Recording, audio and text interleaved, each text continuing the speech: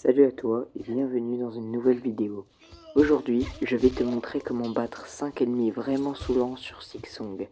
Allez, c'est parti, on commence. Alors déjà, comment parler d'ennemis saoulants sans d'abord parler du Reed. Cet ennemi volant est vraiment infernal à affronter.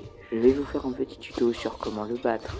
Alors quand cette horreur commence à faire ce move, faites tout de suite un dash en arrière, car il va faire 3 petites attaques assez rapides et qui s'enchaînent vraiment vite. Et d'ailleurs, quand cette horreur commence à faire une parade, faites aussi un dash en arrière. Maintenant, ensuite, passons au ferrogarde du chemin du pêcheur, un ennemi vraiment horrible. Donc quand il commence à faire tournoyer sa chaîne, il faut aller en hauteur pour l'esquiver. Et quand il commence à enrouler sa chaîne autour de son bras, il va donner un coup de poing sur une grande ligne droite infligeant des cœurs de dégâts. Pour ça, il faut juste aussi aller en hauteur. C'est un combat qui se gère en hauteur, sauf quand il commence à faire un saut vers le haut, là, dasher sous lui. Passons ensuite au grand Reed des alcôves de la chorale. Alors pour lui, c'est bien simple. Quand il fait une parade, il faut impérativement faire un dash en arrière.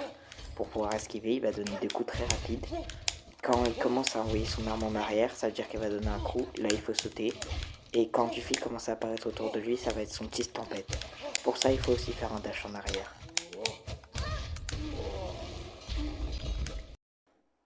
Passons maintenant au Silk Waver, ou le tisseur de savoir en français. Oui, le nom est bizarre. Alors lui, c'est un combat qui se joue vraiment à hauteur.